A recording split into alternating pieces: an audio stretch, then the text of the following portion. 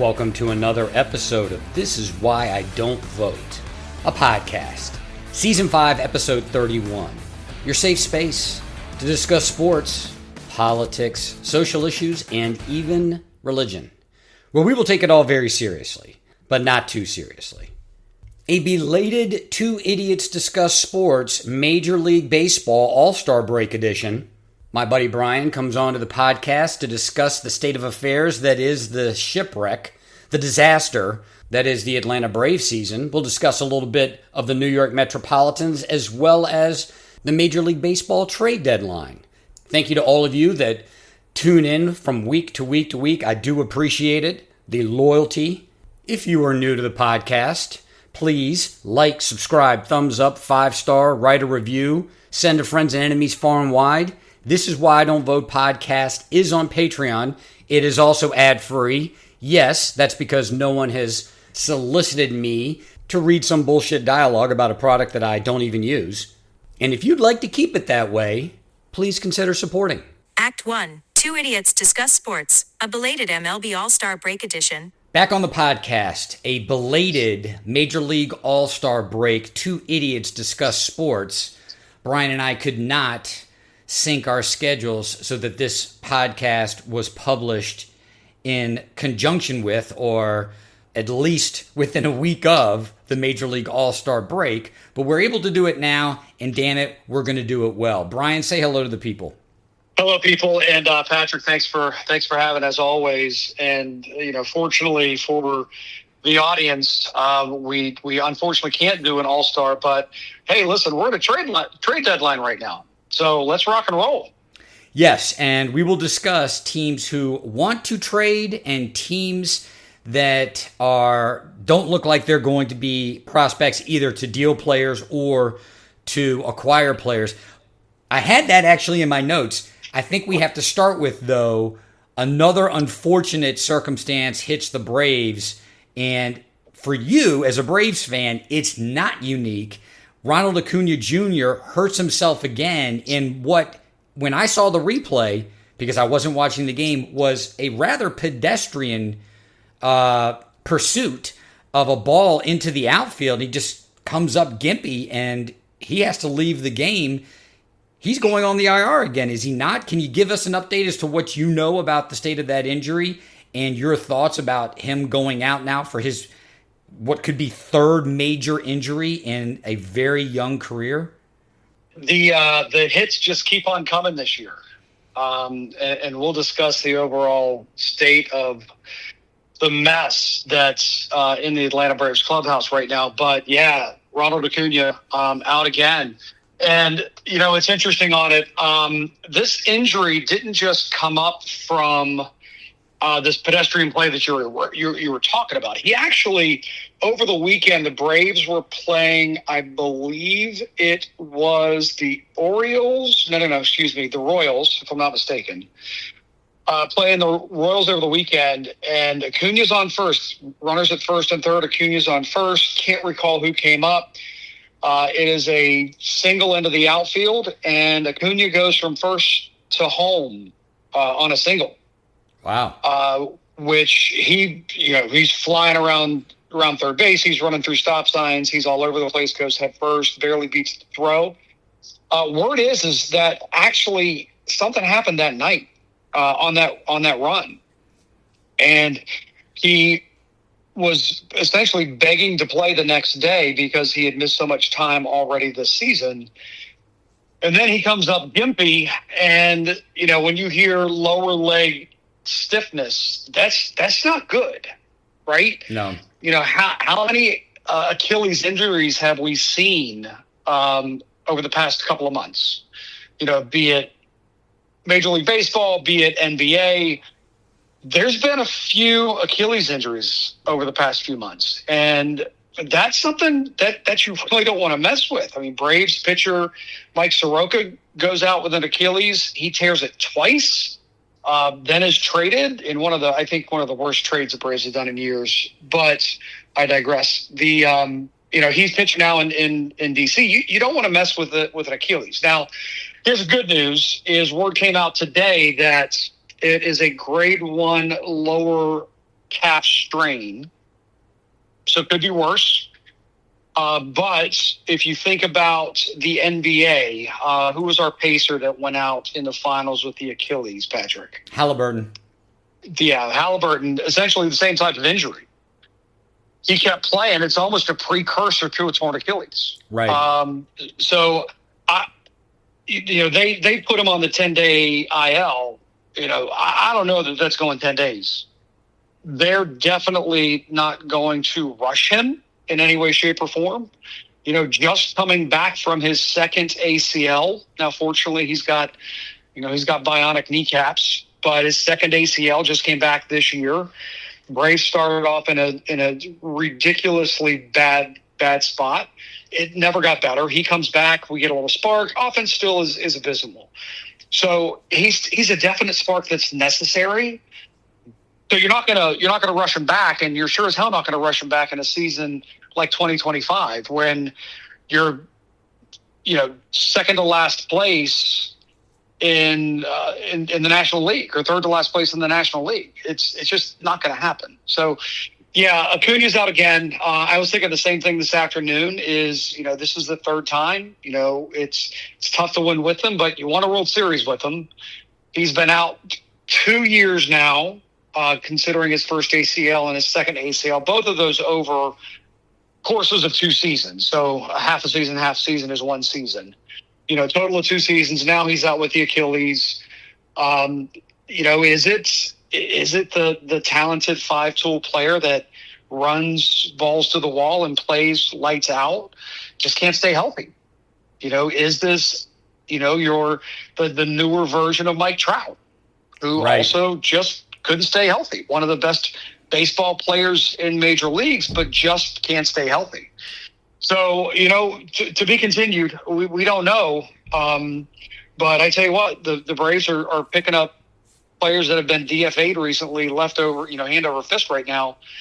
And, they just called up another guy from AAA, Jared Kelenic, who was on the major league roster for a while and got sent down at the beginning of this year when Acuna got pulled back up. So we'll see what happens, but our Acuna is sitting outside the diamond right now, not anxious to play or not ready to play anytime soon. Well, I'm sure he's anxious to play. From what you just told me, it sounds like he was a little too anxious to play, and I'm sure that's a difficult decision for the front office and for the manager, that you've got this guy who's such a talent. He's young, 27, 28 years old. Yeah. So he's clearly in his prime, and he wants to get out there and at least play because he doesn't want to have these huge gaps where he has to get back into a rhythm again. And yet it seems, I was thinking of a different analogy. Mike Trout is great, of course, because it's the same sport. I remember Eric Lindros from the Philadelphia Flyers, who played so hard, and he just didn't know how to take it down a notch. And what ended up being his Achilles heel was concussions. He played such a violent sport in such a violent way, he couldn't stay healthy and he had to retire early.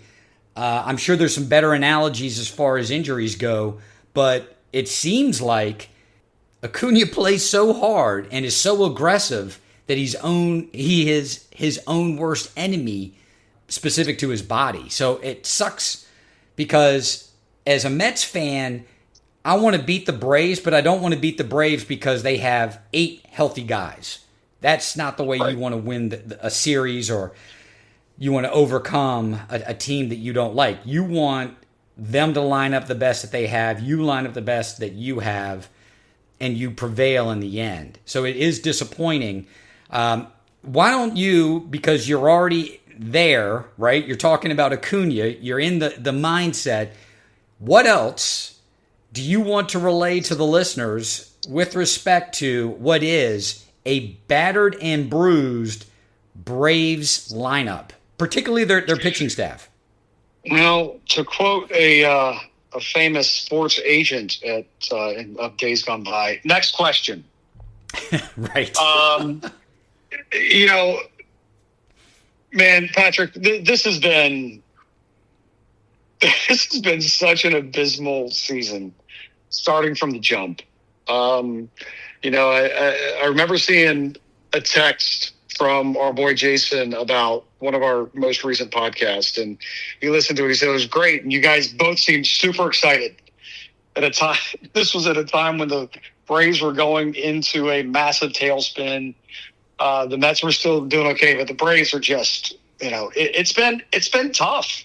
And I'm a glass half full guy, and every time I turn around, I'm like, all right, let's flip it around. Let's flip it around. Here it comes, and next thing you know, you get kicked in the teeth again. And this really just starts on opening day of this year, and the opening series. Braves had 5 to start the season: Chris Sale, Ronaldo Lopez, Spencer Schwellenbach, AJ Smith-Shawver, and Grant Holmes. 5 pitchers. And it was decent. They were waiting for Spencer Strider to come back at some point in time in April. It was a pretty good plug and play. AJ Smith-Shawver, young guy, really, really good stuff. Control issues here and there.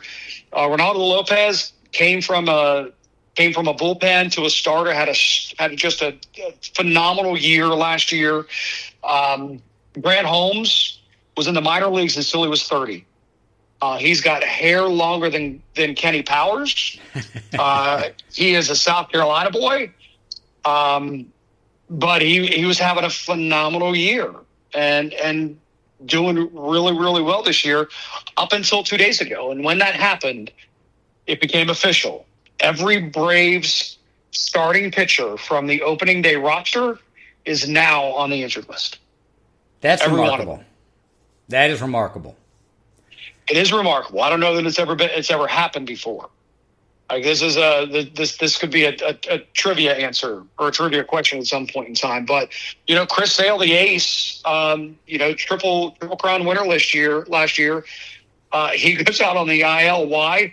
Because he dove for a Juan Soto grounder and fractured his rib. Now, Soto was called out, right? Yes. But he's out with a fractured rib. Not a good trade. Ronaldo Lopez lasted 1 start, went out with shoulder inflammation, had surgery. He's out indefinitely, until further notice.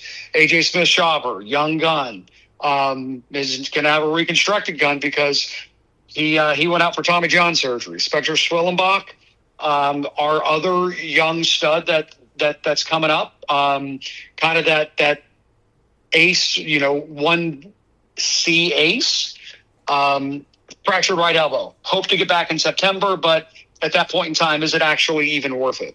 Right. Grant Holmes goes out 2 days ago with elbow stiffness, which is just tragedy to hear when you're talking about a starting pitcher. Word is right now came out, I think, after the Braves game today that they're not sure whether it's going to be Tommy John surgery or something similar to what Spencer Strider had last year, which essentially was some sort of splint and mesh to go in. But yeah, when you get the starting pitchers, you're all 5 out. That's bad. That's really, really not a good situation. Then you got a bullpen that's when the starting pitchers were doing well, the bullpen, they just can't keep a lead. And, they're giving up 3, 4, 5 runs in a short period of time. And the Braves can't keep any lead. Years ago, Braves were behind. They were coming back to get a win. Now they're up, halfway through a game. And it's literally a toss-up. They could be up 6 runs and right. Be a threat to lose it. Yep, and it's not secure. So, you don't feel secure about it. No, nothing safe. And I sent you something the other day. There were some interesting numbers, but if you look at pitching, you would think, okay, well, pitching's bad. Yeah, pitching is bad. In fact, with just some quick statistics, among relievers who pitched 30 or more innings this season, 5 of the worst left on base percentages belong to the Braves. Now, what is left on base? It's your guys are getting on and you're not able to, you're not able to get them out. So you leave the least amount of runners on base, which means runners score.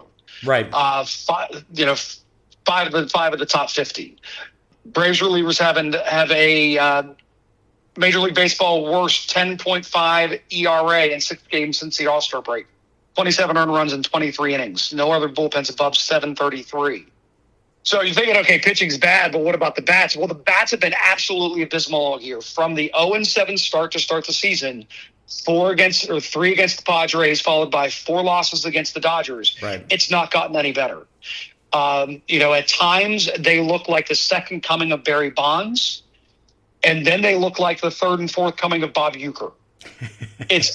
And may he rest in peace. But the bats have been absolutely disgusting this year. With the bases empty, they ranked 12th in major leagues with a 245 average. Not bad. With runners on, Braves are 23rd out of 34 games or 34 teams. They can't get anybody on. When they do get them on, they can't get them in. Right. And this goes top down. Now this is a team that you looked at years ago and you're thinking, okay, they got a good 6, 7, 8 years of a run. Yes. Acuna signed to a long-term deal. Ozzie Albies is signed to a long-term deal. Riley signed to a 10-year contract. Matt Olson's got an extension when he gets traded. You've got Michael Harris with an $80 million contract. You've got actually 70. I think Spencer Strider with an $80 million contract. So you've got a lot of young players that are going to be really good that you're getting on extremely team-friendly deals. So you're thinking, okay, you got 6, 7, you got a good run coming up until the coffers can kind of get replenished in the minor leagues, because they gave away a few things to get some of those players, right?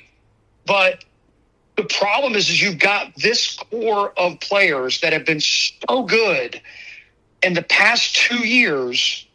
It's been awful. Yeah. The bats have been awful.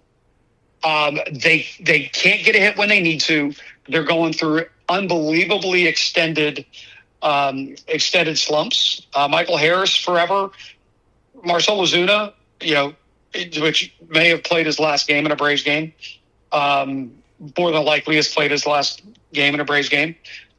But, these bats have just been absolutely horrible, and they haven't been able to get it done. Jurickson Profar, who they signed as a free agent in the offseason, had just a breakout year last year when he was in San Diego, and now we know why, because he was on PEDs. Yes.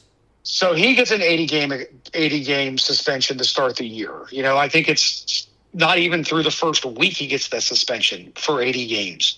So you're piecemealing this outfield together because Acuna's out at the beginning of the year. Profar's now out at the beginning of the year. You got Michael Harris, but, he can't hit the side of a barn. You got Matt Olson and Riley, who are the hearts of that order.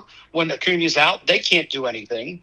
Albies hasn't had a good season in 2 years, and they're plugging holes at shortstop. They got a guy who's a good defensive player now, but he doesn't have a bat. He's batting ninth. It's just been an absolute horrid season all around. They can't hit. They can't get players in. When they do get on base, they can't keep a game. Now your starters are out. I've got 2 questions for you. Two questions. Hit me.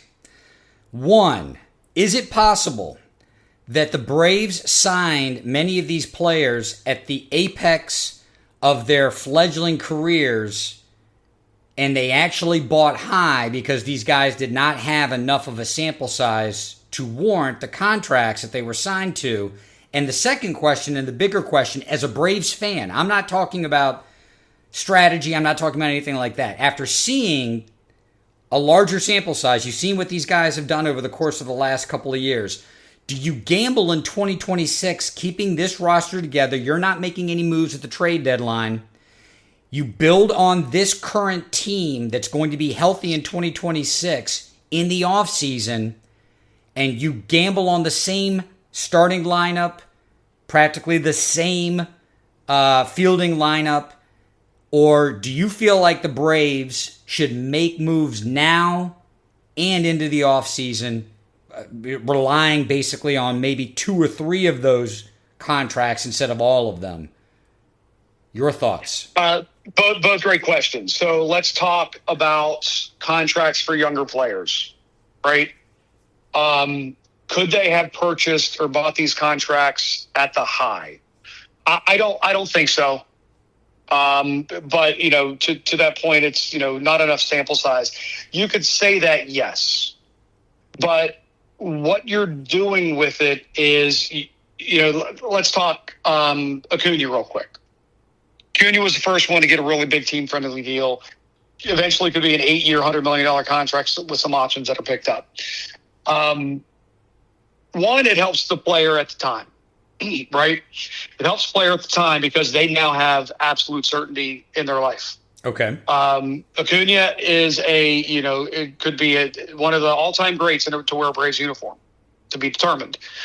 But it's good for the player because now they've got money locked up, because what happens if they get an ACL 6 months before free agency begins, right?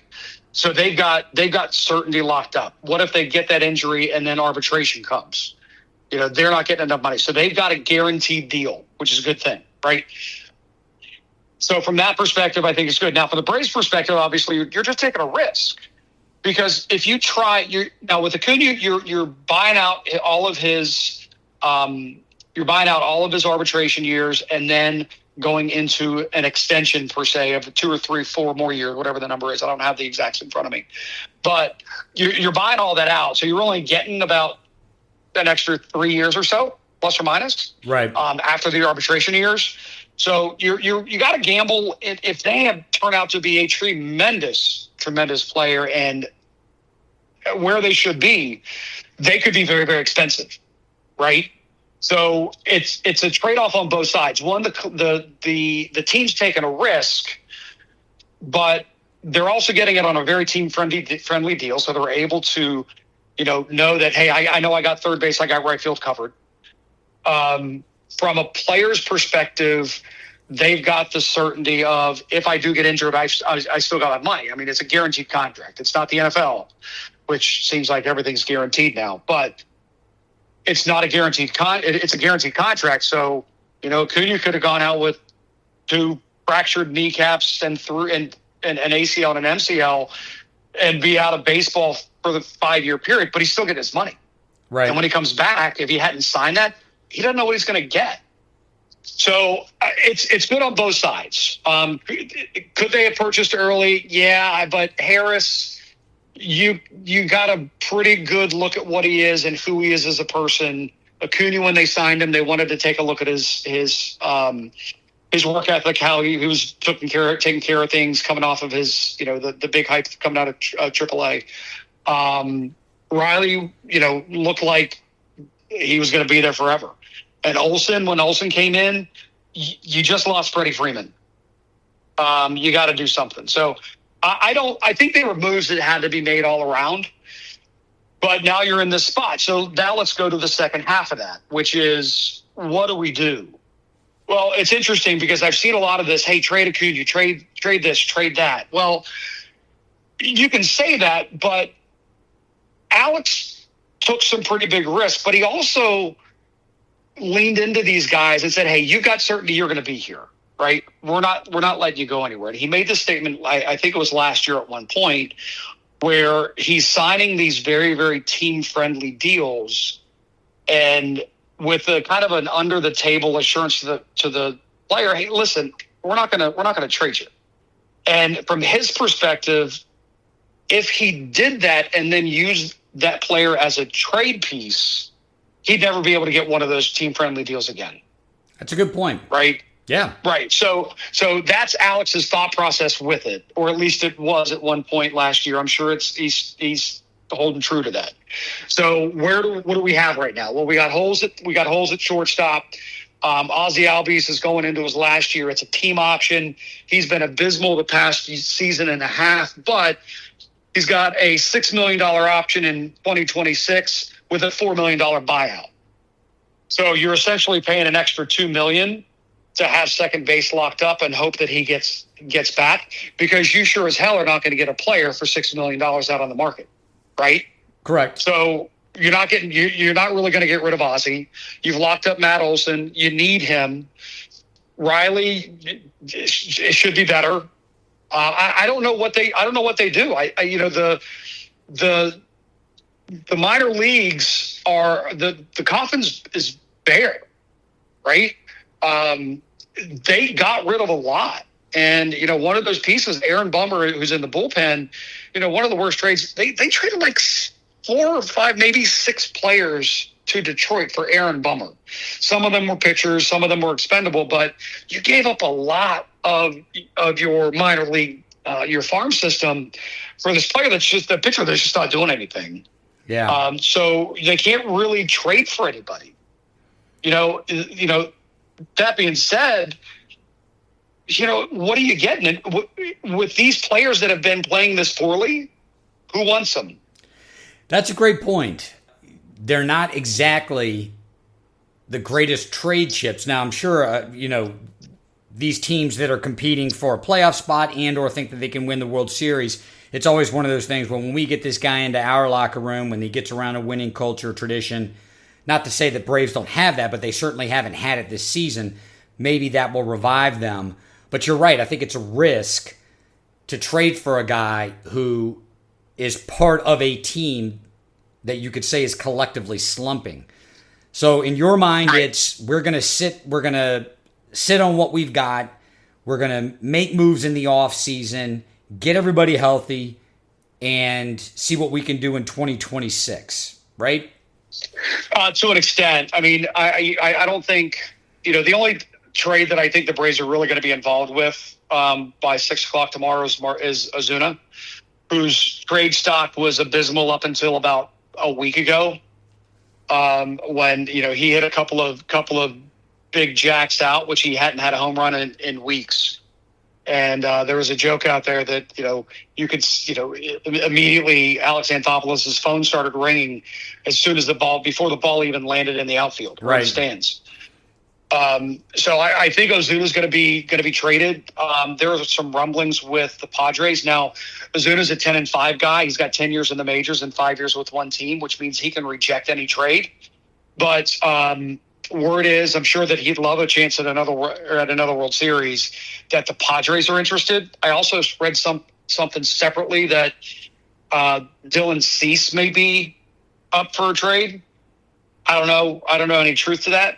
If they're going to trade for Ozuna to try to make a run, why do they want to get rid of Dylan Cease? And maybe it's because they need a bat and they've got to get that done. So I don't know. I really don't know what the Braves are going to do. I think that for the most part, they're going to have to stand pat. They need a starting pitcher. They need bullpen help. Everybody needs bullpen help. Mets just got their bullpen help today. So did the Phillies. So they need bullpen help, starting pitchers, and a lot to eat innings. It's been tough, but I don't think they can do much, to be frank, except start looking for pitching. Exactly. And we're about 30 minutes into the podcast, and we haven't even talked about the Mets or any other team. So let's switch gears. Like you said, yeah. the Mets are making moves, and like any other team that thinks that they have a chance for the postseason, it's the bullpen. The Mets bullpen has been up and down. What's been interesting about the Mets is that I feel like they're a lot like the Braves last year. They've had so many injuries, but guys are now starting to come back, and they're playing well when healthy, although they just did get swept by the Padres in San Diego. They lost the day game today. They had won, up until that point, 6 straight. They pulled Mauricio, is the guy's name, up from AAA. They sent Alvarez, their catcher, down because he was playing terribly. He wasn't having that great a year at the plate, and his bat was completely cold. Send him down, brought him back up. He went on a tear when he got back up. So I don't think the Mets are going to make a number of moves unless they're really attractive for another bat. They're looking for more pitching. Anthopoulos and Stern have a lot of the same kind of sensibilities. They're not going to make a deal for a big name, or they're not going to give away any kind of draft capital or anyone in the minors unless they really think it's a good fit. They both seem to have that knack for finding value, although that most recent trade for Bummer might speak differently. And look, everybody has a bad trade. Yeah. But I think the Mets right now feel pretty good about where they're at as far as their lineup. I mean, bringing up a guy from AAA and getting that kind of production out of him from Mauricio, then you bring another guy up that you sent down, and he looks like he looked last year and the year before, thankfully. And then Vientos comes back, right? And now you've got so many options where you can plug these guys in, because Batty, who replaced Vientos, he can play second or third, and his bats come around. So I think the Mets are in a pretty good position. I would love to see another big bat, but I would not want to see anybody traded in order to accommodate what is a rental for a year or two. Yeah, noted. So did you see this trade that happened short time ago? No. Mets just added some Mariner Tyler Rogers in 4-player trade with San Francisco, excuse me. Oh, really? So you just got some bullpen help. I don't know what for a reliever, Jose Budo and prospects Drew Gilbert and Blade Tidwell. So you picked up some bullpen help for a cup of coffee. Well, Budo has not. I don't know if he's hurt or what his deal is, but he hasn't pitched well this season. And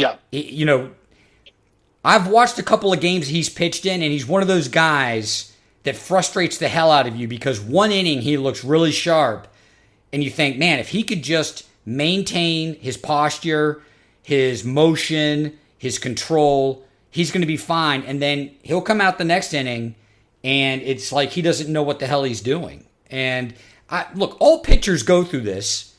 I've never pitched. I don't know how hard it is, but it's basically managing your delivery, managing your energy, depending on whether or not you're a starter or you're in the bullpen, that delivery out of your hand. Can I confuse these hitters? Can I make all 3 pitches that I throw look the same? And it didn't come around for him this season. So I'm not sad to see him go.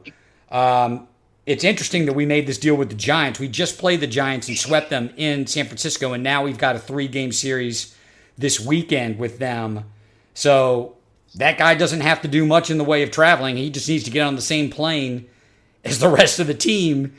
Yep. And he won't be leaving with the Giants when they take that flight out on Sunday. I am optimistic about the Mets. So many different things. It's just been a really interesting season up until now, and I finally feel like this team is coming together. Soto started out cold. Alonso started out hot. That's kind of vacillated. Now Soto is pretty much hitting the cover off the ball. Alonso, not as much, but I'm still very confident in Pete. So I'm not as worried about the bats. Although they just, again, like I said, got swept by San Diego against some really good pitching. But that happens at the end of a road trip. Let's discuss. We could switch because we really don't need to go that detailed into the Mets. I know that you'd prefer not to. But let's talk about playoff prospects and these divisions, because I hinted at it on the call before you and I started recording. We've got 2 divisions that surprised me, one of them being the AL East. I really didn't think that the Blue Jays were going to put it together like they have. That's not to say that the Blue Jays weren't going to be good. I don't want to qualify it like that. I guess I didn't expect the Orioles, who had been really good the last couple of seasons and just had these disappointing playoff losses, to be officially bad, which they are, and the rest of the teams in that division to be good. And then I didn't expect in the NL Central for Pittsburgh to be as bad as they were, but everybody else. I mean, you and I talked about it on our preseason podcast. It's down to Milwaukee or Chicago. St. Louis isn't as terrible as I thought that they were going to be. And Cincinnati. Cincinnati's above 500, and I feel like they're one of those teams that's learning how to win.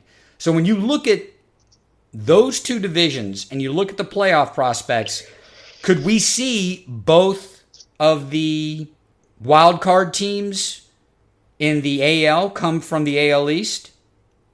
Possible. I think you mentioned something. You're talking about the Mets trade with the Giants and how they could just hop on another train, right? Or hop on the same plane, go back and go to the same venue. Well, speaking of the Blue Jays and the Orioles, they actually made a trade in the middle of a doubleheader this week. Oh, really? I did not see this. Yeah, Blue Jays, the Orioles trade reliever Sir Anthony Dominguez to the Blue Jays in the middle of a doubleheader. Both broadcasts were showing him walking down the hall from one clubhouse to the next. That's a low maintenance. That's a low maintenance trip there. Yeah. So traded in the middle of a game or middle of a series. I think that it's possible with those two divisions. As you look at it, you mentioned that the Orioles are just bad. Here's a sidebar: they're still better than the Braves from a record perspective. Ouch. Yeah, exactly. But yeah, Blue Jays are making moves. Everybody's looking for pitching, and everybody wants. It's like that high leverage reliever for the 7th, 8th inning, somewhere around there, right? Everybody's looking for it, I think, with the right trade pieces, but it's been so quiet so far. We had some things happen today late, but it's been pretty quiet so far. We'll see what happens with the trade market over the next 24 hours, excuse me. But I think they could, specifically as you look at the AL East. The AL East, third place teams, the Red Sox, and they're 59-51. The Yankees. The problem with the Yankees right now is how long is Aaron Judge going to be out? Right. So that's a challenge there. They're still 4.5 games behind in the division, but they're up a game and a half in the wild card. Red Sox are 5 games out and a game up in the wild card. So. Those wild card teams could come from there pretty well. I think without a question that's a possibility. You look at the National League, and I think the Central probably is the Phillies and the Mets, I think, are both getting in, right? Would you agree? That's a good point. Barring any collapse, knock on wood, I think the Mets and the Phillies will both get in the playoffs. I think it's going to be a really good race down to the end of the season for the division. So I think for your Metropolitans, best of luck on it. But those two, then you've got wild card teams. You could see the Cubs coming in, the Reds coming in. Reds just made a trade today as well. They picked up who was it? Brian Hayes from the Pirates. So they picked him up today. They're making a splash. Right. Actually going to see the Reds and the Braves this weekend. Interestingly enough, we'll talk about that in a few. But yeah, I think you're absolutely right. The American League East and the National League Central, that's where your wild card can come from. National League, I think it's a given that the Mets and the Phillies are going to be there. Then it's just a matter where the others come from. And I think probably the Central. I was a little disappointed this year in the Diamondbacks. They are up and down, up and down, up and down. The disappointment being they are a young team, and then for the front office to come out and announce that they're going to be sellers, that is not a promising prospect for the next 2 seasons if you're allowing a lot of that talent, young and old, to leave again. Kind of reminds me of the Phoenix Coyotes, where they would have those seasons where they would play well. Maybe they would come up short. People were optimistic for the next season. If they didn't come out and just blow everyone away, the front office is like, all right, well, we're selling this year. And before you know it, every other year or every third year, you were selling. And that's the reason why I asked you that question about the Braves being sellers, because I think it is a temptation for front offices to do this. I think it is, over the course of the last 20 years, short-sighted. You know these franchises. Pittsburgh's another one, right? Pittsburgh is jettisoning in talent now. They are dealers. They're not buyers. And they are perennially a 500 team at best because they're always growing. It's just disappointing to live in a city where that's what the front office is doing, but that's what the front office is doing. So maybe some of the teams that we were talking about are still shopping around, seeing if the Diamondbacks are going to be willing sellers. Of course, it's always going to depend on what they're offered. I'm going to another D-backs game, and I'm sure it's still going to be highly attended, but there is a collective sigh that team's going to be seller. That team is going to be a seller in this market again. Yeah, I think. I mean, that starts with Suarez. I mean, if you can, what is he? 34 plus or minus right now. Yeah, he's older. He's older, having a heck of a season. You know, he's not your long game for a young team. So you could spare him to pick up some reinforcements, right? Or at least some draft picks the or asking minor price leaguers. is significantly higher than anything else on the market. Yeah. They're asking a king's ransom for it, but you know somebody may pay it. You know, somebody may get an itchy trigger finger at 4:00 tomorrow, and make a deal that may hunt them down the road. But I think you can let him go. I don't say get rid of him. You can let him go and still have it. The question is, what do you do about Corbin Burns, who's on the 60-day IL? But just looking back, I mean, it goes back to June 1st was his last game. So 60 days is coming up next week. And maybe I don't know what his status is, but I heard some rumblings about that being a possibility. Are you hearing things about their younger core getting traded and them going on the market and starting over, kicking the can down the road again? No. So they're going to keep Gurriel. This is my understanding, that someone's going to have to come in and do something stupid to get Burns or Gurriel or some of these other talented players that, like you, as a Braves fan, these are pretty club-friendly contracts. Even though they are $100 million contracts, they're still club-friendly contracts with respect to the current marketplace. I guess my issue as a fan is that the franchise has demonstrated that it will entertain some of those bigger offers and move those guys. I don't know that they have the acumen to reload like they did. I mean, I feel like Corbin Burns fell into their lap. You know, yeah. Gurriel, his brother, is great. And so I guess that they had a little bit more of an insight into him, but I don't think that he came up through their minor system. I think that they traded for him, or he came in a trade. So I guess my point is I'm a little worried that someone is going to come and make a deal or make an offer that they don't want to refuse because they say, oh, look at all these prospects, look at all these draft picks. But I don't trust the franchise to cultivate those minor leaguers and or make all those right draft picks. That's the difference. That was one of the things that worried me all the time with the Mets is, you know, we get these draft picks, we get these minor leaguers. Can we cultivate them and turn them into all-star big leaguers? I feel like under the new watch, Cohen is going to build that type of infrastructure, whereas the Wilpons, they were just fucking buffoons. So, yeah. You know, we've been going now for 45 minutes, if you can believe it. I'd love to do this again come playoff time, if you're up to it. Yeah. Although I know one team that we like that will not be part of that conversation. But if you would like to come back on and talk about the teams that do make the playoffs, I would more than welcome it. I will be absolutely happy to. And let's be honest. I know today that the Braves are not making the playoffs. I don't need to wait until September to know. But yeah, I'd absolutely love to. You know, it'd be a nice little, with the trade deadline tomorrow, it'll be a nice little recap and look back to see, did anything really work?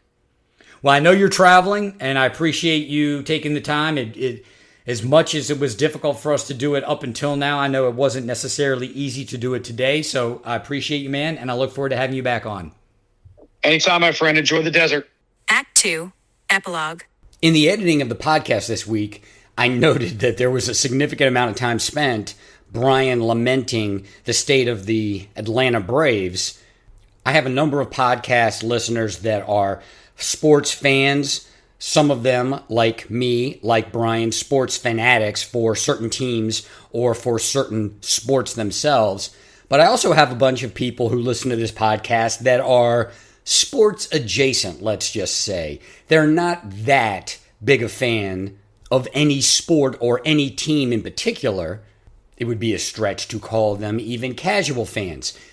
It may be hard for someone who's sports adjacent to appreciate what it is like when you have such high expectations for a team, high expectations for a season, and to watch it all crumble right before your eyes. I'm a 51-year-old man talking to another 50-plus-year-old man about a sports team, and I'm not afraid to admit that it is somewhat of a triviality. It's trivial in the grand scheme of things and the scope of our lives, particularly with everything that's going on in the world today, and yet I can't let it go. It still matters to me. It still matters to Brian. It is still cathartic to be able to go to someone that you know also has this same type of affinity and passion and release and divulge. I haven't had a guest on to do it, but I know a number of people that I've had conversations with over a beer at a bar, lamenting the state of the Phoenix Suns, the trades that were made, the position that they're in, the possibility now, if not the likelihood, that Devin Booker's career could be wasted. There is a catharsis in discussing these things. And it's strange. Maybe it's a more masculine than feminine trait, but I know women that are just as passionate fans as men are. There is this, I would say, female or more feminine-led movement regarding men sharing their feelings and being more open. This is a way that men have been open for decades. It's just that these women who wanted men to be more open don't care about the subject matter. This is Why Don't Vote, a podcast.